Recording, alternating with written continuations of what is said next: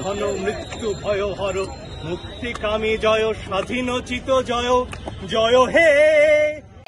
তুমি কে আমি কে, রাজাকার রাজাকার, কে বলেছে স্বৈরাচার স্বৈরাচার, ওই শব্দটার দিকে একটু ধ্যান দেন যে আপনাকে স্বৈরাচার কেন বলা হচ্ছে। কারণ আপনি বিনা ভোটে বারবার ক্ষমতায় এসে এরকম বেফাস মন্তব্য করে যাচ্ছেন একের পর এক।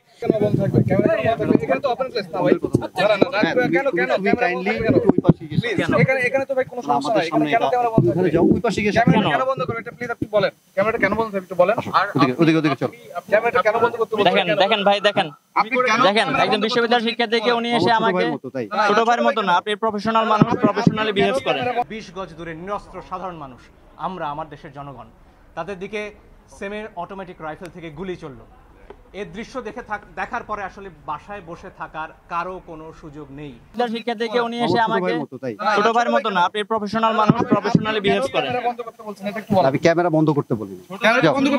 না, এই যে আপনি গায়ে হাত দিয়ে ধাক্কা দিচ্ছেন, তোমাকে ধাক্কা দিচ্ছি না, তোমাকে বলছি একটু এদিকে দেখেন উনি কিন্তু আমি কিন্তু দাঁড়াই আছি। আপনারা কাইন্ডলি একটু ওইদিকে চলে যান, আমরা সেটা যাই। কিন্তু আচ্ছা দেখেন ভাই, দেখছেন আমি যে কথাগুলো বলছি, এই কথাগুলো একটা প্রমাণ পেয়ে গেছেন না যে ওরা কেন আসছে, কি জন্য আসছে, আর প্রমাণ দেওয়ার কিছু দেখেন। উনি এখন আমাকে ধাক্কা দিচ্ছেন, ধাক্কার কিছু না, ঠিক আছে? উনি একজন প্রফেশনাল মানুষ, উনি আমাকে তুমি করে বলতেছে, একটা বিশ্ববিদ্যালয়ের স্টুডেন্টকে তুমি করে বলতেছে। এই আন্দোলন কিন্তু এখন আর কোনোভাবে শুধু শিক্ষার্থীদের আন্দোলন নয়। লাস্ট যারা বিবৃতি দিয়েছে সেই সমন্বয়করা বলে দিয়েছে যে এখন সমন্বয়ক প্রত্যেকে।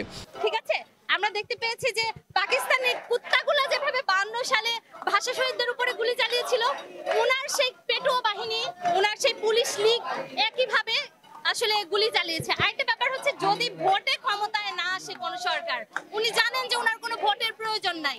যদি ওনার ভোটের প্রয়োজন হতো তাহলে কিন্তু এরকম বেফাস মন্তব্য উনি করতেন না। যেহেতু উনি জানেন ওনার ভোটের কোনোই প্রয়োজন নাই এবং উনি বিনা ভোটে বারবার ক্ষমতায় আসতে পারবেন এবং এরকম একটা প্রক্রিয়া দেশে উনি চালু করেছেন, সুতরাং ওনার জন্য এটা কোনো ব্যাপার না। 5টা লাশ পড়েছে, 10টা লাশ পড়েছে, আমি তো আমার সিংহাসনে আছি, এটা ওনার জন্য কোনো ব্যাপার না। পিছনে আসেন ভাই, ছাত্রলীগপন্থী অফিসার তারা ইচ্ছা মতো ফুটবলের মতো, আমি একটা ফুটবল ডিবি কার্যালয়, আমি একটা ফুটবল ছিলাম, এইটুকু আপনাদেরকে বলি। দিচ্ছে তারা আসলে জামাত বিএনপি কাছে বিক্রি হয়ে গেছে। তো আপনি কি বলেন? দেখেন এই যে কথাগুলো, এটা কিন্তু প্রাগ ইতিহাস থেকে চলে আসতেছে। মানে কিছু আন্দোলন যখন যৌক্তিক পর্যায়ে চলে যায়, আন্দোলন যখন স্পার্ক করে এবং এটা যখন এক্সটেন্সিভ ওয়েতে পুরো বিশ্ববিদ্যালয় বাংলাব্যাপী ছড়া যায়, তখন এই আন্দোলনকে বিভিন্ন নামে ট্যাগ দেওয়া হয় এবং সেটার জন্য সবচেয়ে সহজ যে বিষয়টা বিএনপি জামাত। দেখেন আমরা কিন্তু আমাদের যারা আছে তাদেরকে ব্যাকগ্রাউন্ড চেক করেন এবং এখানে যারা আছে স্কুল কলেজের শিক্ষার্থীরা, দেখেন শুধু এখানে বিশ্ববিদ্যালয় যে তা না, স্কুল কলেজের শিক্ষার্থীরা তারা কেন আসছে, তাদের কি ট্যাগ আছে, হইতে পারে একজন মানুষ ভিতর থাকতেই পারে, কিন্তু যারা সমন্বয়কের দায়িত্ব তাদের ব্যাকগ্রাউন্ড চেক করেন। আপনি যদি প্রমাণ থাকে যারা বিএনপি জামাতে ইন্ধন চলতেছে, হ্যাঁ তাদেরকে সরাই দিন, সমস্যা নেই। কিন্তু এইভাবে ঢালাও ভাবে যে আন্দোলনকারীদেরকে দমানোর জন্য এই বিভিন্নভাবে ট্যাগ দেওয়া এবং তাদেরকে বিভিন্নভাবে কন্ট্রোভার্সিয়াল করা, এই জিনিসটা আসলে শুধু আজকের আন্দোলন না, এটা অনেক আগে থেকে চলে আসতেছে। তারা চাচ্ছে হল ক্যাম্পাস বন্ধ করে দিয়ে সকল শিক্ষার্থীদেরকে বাইরে পাঠায় দিয়ে হল ক্যাম্পাস আবার ছাত্রলীগের দখলে দিবে। আমাদের শিক্ষার্থীরা যতক্ষণ বেঁচে থাকি, এই আমরা একটা রক্তবিন্দু বেঁচে থাকা পর্যন্ত এই ধরনের কোন ষড়যন্ত্র আমরা বাস্তবায়ন হতে দিব না। ছাত্রলীগের সন্ত্রাসীদেরকে, কোন টুকাই বদমাস গুন্ডাদেরকে হল ক্যাম্পাসে অবস্থান করতে দেব না। এত আপনারা আসেন, কথা বলেন, পলিসি ডিসকাশন করেন, একটা সমন্বয় কমিটি গঠন করেন, তাহলে আমরা কিন্তু মেনে যেতাম। কিন্তু এখন আমাদেরকে নিপীড়ন করার জন্য এখানে এই ধরনের আর্ম ফোর্সেস নিয়ে আসছে।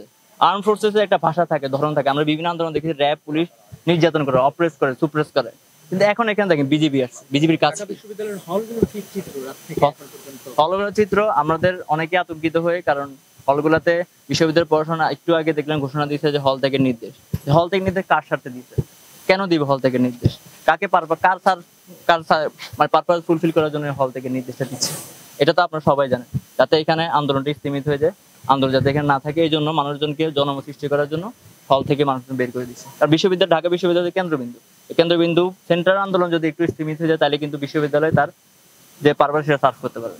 5টা লাশ পড়েছে, 10টা লাশ পড়েছে, আমি তো আমার সিংহাসনে আছি, এটা ওনার জন্য কোনো ব্যাপার না। আরেকটা ব্যাপার হচ্ছে, ওনার আশেপাশে যে সুশীল সমাজ রয়েছে, সেলুট টু দেম। কি তাদের মেধা, কি তাদের মনন, একটা শব্দ নিয়ে তারা পড়ে আছে রাজাকার। স্যাটার বলে যে একটা শব্দ আছে, এটা ওনাদের জানাই নেই যে রাজাকার কে বলেছে। পুরো ডায়লগটাও কিন্তু উনি শোনেন নাই যে তুমি কে আমি কে, রাজাকার রাজাকার, কে বলেছে স্বৈরাচার স্বৈরাচার, ওই শব্দটার দিকেও একটু ধ্যান দেন যে আপনাকে স্বৈরাচার কেন বলা হচ্ছে।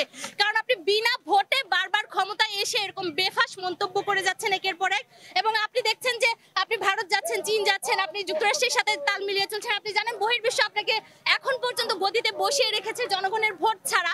সুতরাং আপনার এখন মানে ভাববার কোনো ব্যাপার নেই। কিন্তু আপনার মনে রাখা উচিত 1952 সালে একইভাবে চিন্তা করেছিল পূর্ব পাকিস্তানের শাসকরা, 1971 সালেও তারা একইভাবেই চিন্তা করেছিল। 25শে মার্চের যে বর্বর হামলা একই চিন্তা থেকে হয়েছিল, যে চিন্তা আপনি এখন করছেন। হল বন্ধ করে দিবেন, ইউনিভার্সিটি বন্ধ করে দিবেন, স্কুল কলেজ বন্ধ করে দিবেন, এগুলো হয়েছিল, আগেও হয়েছিল। অতীত থেকে শিক্ষা নেন, হিস্ট্রি রিপিটস ইটসেলফ।